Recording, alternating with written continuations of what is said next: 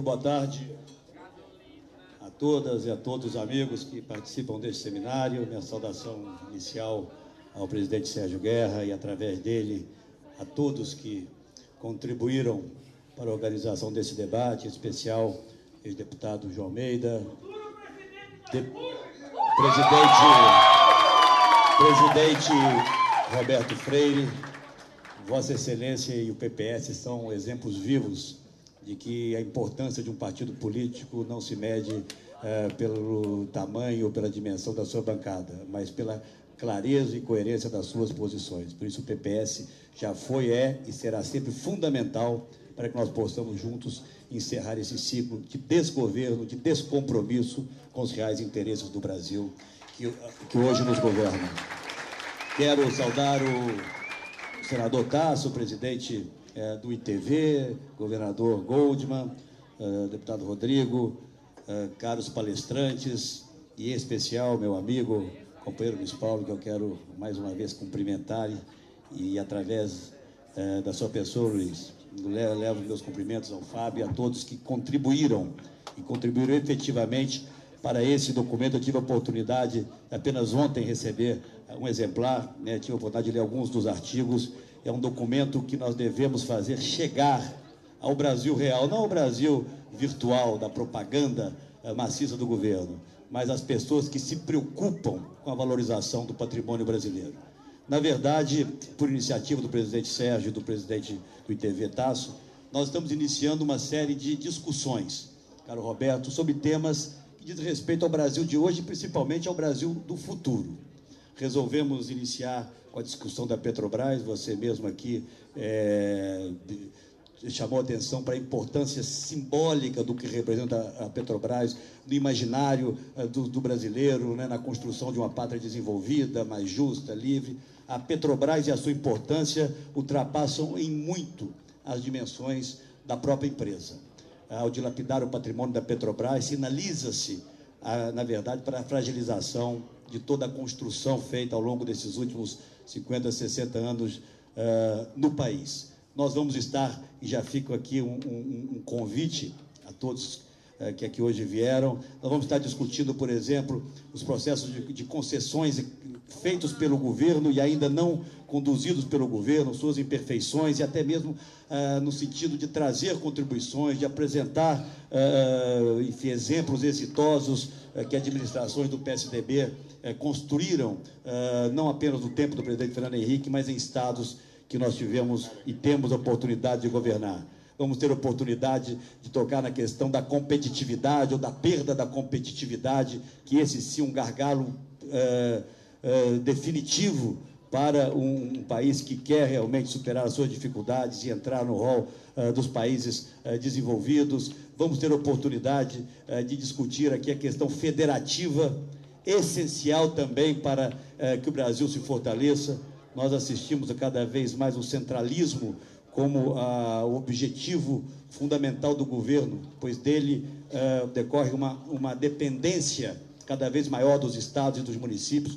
Hoje e amanhã nós teremos aqui a oportunidade de uma discussão com os governadores em torno da pauta da federação, onde questões relativas ao fundo de participação, questões relativas à renegociação da dívida dos estados, a legislação de ICMS, entre outras, serão tratadas. Eu faço apenas esse rápido apanhado para dizer que, já que o governo tomou a iniciativa de antecipar o debate eleitoral, usando instrumentos antes jamais pensados na história do Brasil para promover a sua candidata, cabe a nós da oposição, com a responsabilidade que temos para com o Brasil e com a autoridade que temos de termos construído pilares fundamentais para que o Brasil seja hoje um país melhor, e é um país melhor do que era algumas décadas atrás. Nós vamos estar atentos, vigilantes, condenando, denunciando e cobrando os abusos, mas principalmente apresentando propostas, apresentando alternativas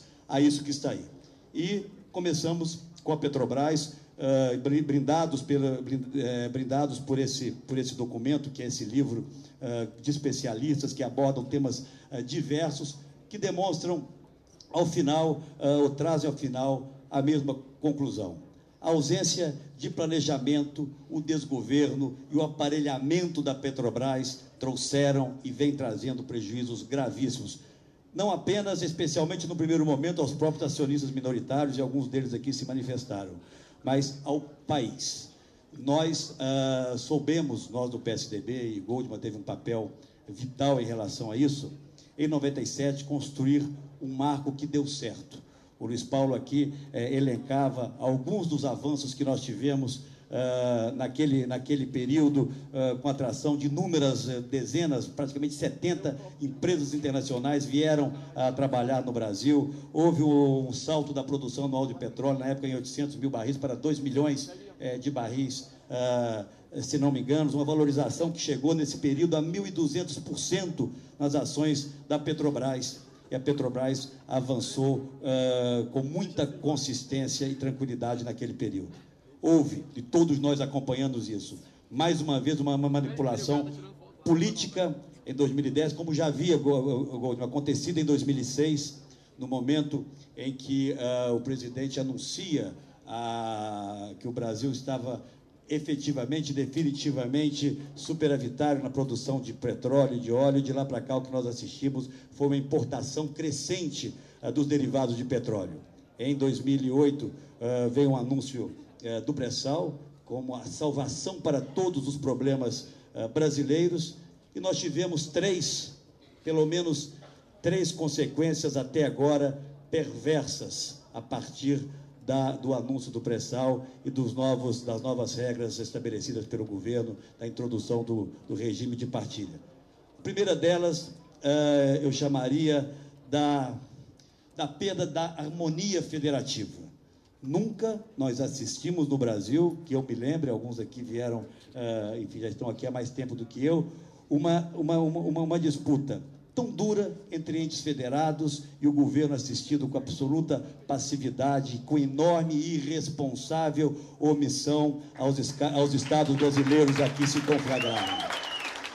Caminhos existiam e existem para que o governo federal, ao invés de ser parte, como se colocou, na busca da divisão dos pretensos resultados da exploração do pré-sal, deveria ser o articulador, garantindo principalmente aonde esses recursos seriam investidos. Era uma oportunidade até mesmo de uma primeira sinalização, diferente das que havia dado até então, de fortalecimento da federação. Eu concordo e acho que os recursos do pré-sal devem ser, se não na sua totalidade, mas defendo que seja na sua totalidade, para a educação, aplicados pelos estados e pelos municípios. O governo, ao invés de ter a generosidade de conduzir essa discussão, garantindo os direitos adquiridos de alguns estados e compensando outros, preferiu disputar uma parcela dessas receitas. Nós estamos falando da distribuição de alguma coisa em torno de 30 bilhões anualmente de royalties para um país que arrecada 1 trilhão e 200 bilhões de reais anualmente de tributos. Portanto, era um primeiro gesto que o governo deveria fazer na direção de uma federação efetiva, que ela hoje é, na verdade, uma palavra solta numa folha de papel, cada vez mais atacada, cada vez mais fragilizada. Desde o início desse processo de má gestão da Petrobras, as denúncias vêm sendo feitas. Houve, sim, e aqui outros já falaram, o Goldman particularmente, essa tentativa, mais uma vez, de politizar a questão, às vésperas da eleição, antes um pouco do final do segundo mandato do presidente Lula, essa intervenção ideológica atrasada e arriscada que fez com que, desde 2008, e me refiro, obviamente, à criação, por medida provisória, do regime de partilha, fez com que, desde 2008, nós não estejamos tendo, e já não tínhamos antes, e continuamos a não ter nenhum leilão efetivo. As perdas podem ser aí calculadas para o Brasil alguma coisa em torno de 15 bilhões de reais anuais durante esse período de incerteza e de má gestão da empresa. Eu poderia, e até porque isso tem ocorrido em algumas outras áreas, elencar inúmeros dos desatinos que orientaram a gestão da Petrobras. Fico em dois que são sintomáticos e são exemplares de como e a que nível se chega à irresponsabilidade do administrador público quando a sua chegada a uma posição de relevo é feita não com base na meritocracia, mas com base na sua ligação partidária ou interesses outros. Abreu e Lima, estado do ilustre presidente Roberto Freire. O cálculo inicial era de alguma coisa, que a refinaria custaria alguma coisa em torno de 4 bilhões de reais. Ela não está pronta e ela já custa, segundo os cálculos especialistas, alguma coisa em torno de 40 bilhões de reais. E os recursos da nossa parceira venezuelana, não obstante as extraordinárias relações, né, entre os governos, não chegaram ainda. Vamos a Pasadena, nos Estados Unidos.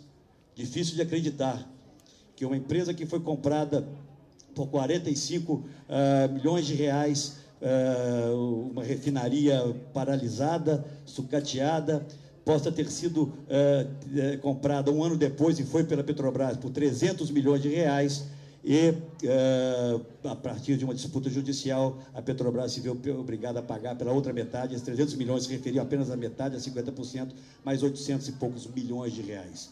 Portanto, um custo de mais de 1 bilhão de reais. Isso é gestão temerária.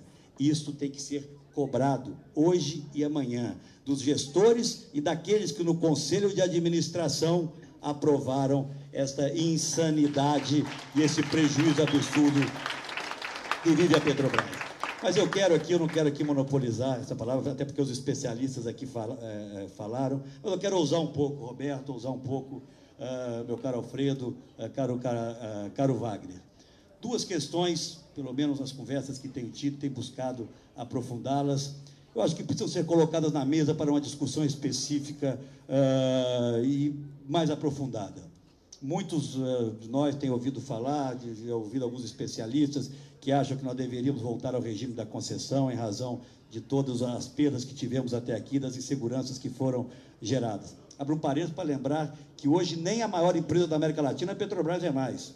Hoje é a colombiana, a petroleira colombiana, a maior. E não sei se por coincidência, presidente Sérgio Guerra, ela aplica exatamente o mesmo regime, há 10 anos, o mesmo regime de concessões, inspirado aqui no nosso governo, está aqui, copiada nossa, inclusive com uma agência reguladora muito forte lá, exatamente a concepção feita pelo presidente Fernando Henrique ou pelos técnicos que o auxiliaram.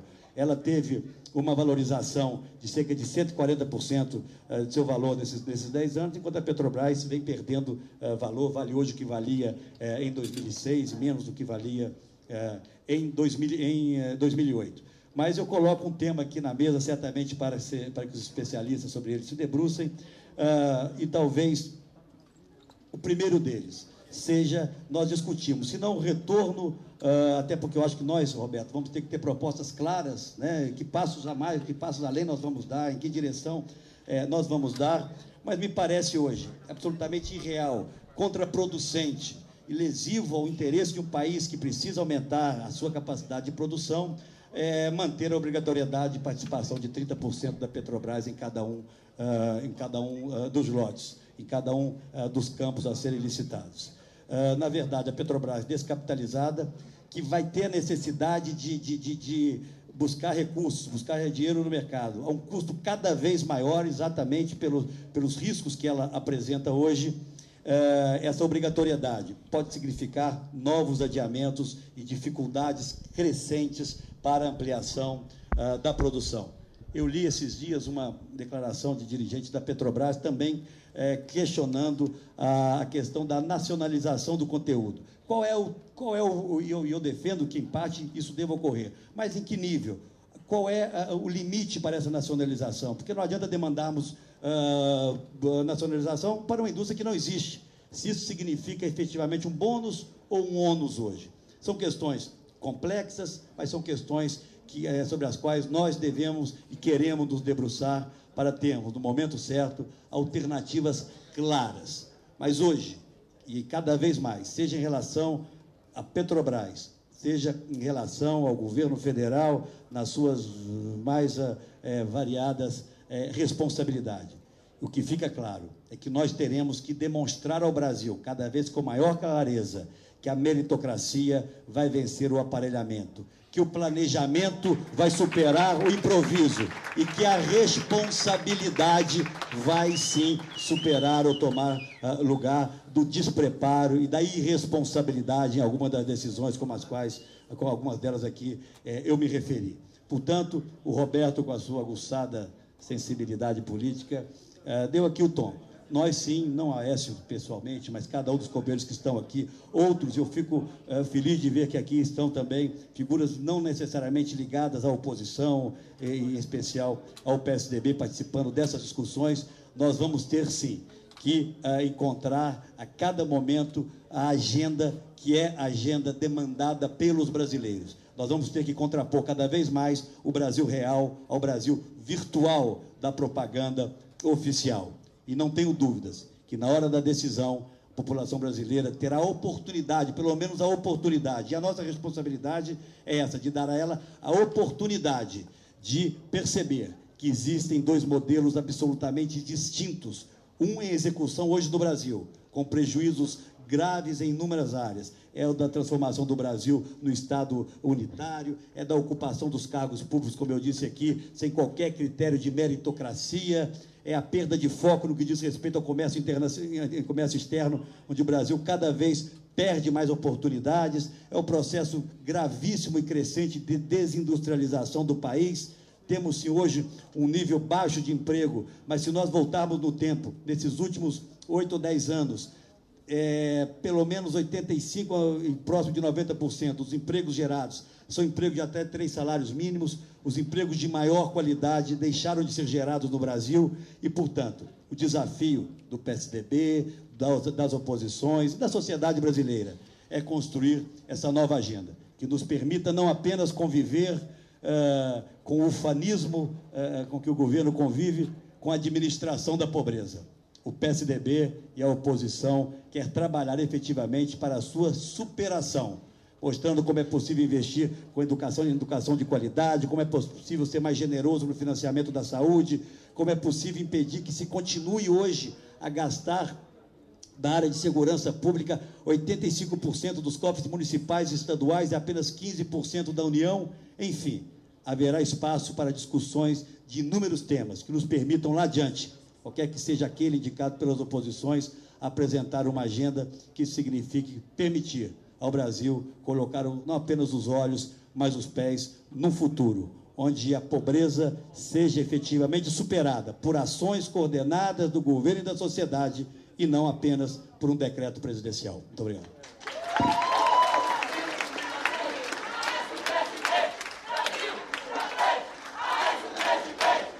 Meus amigos,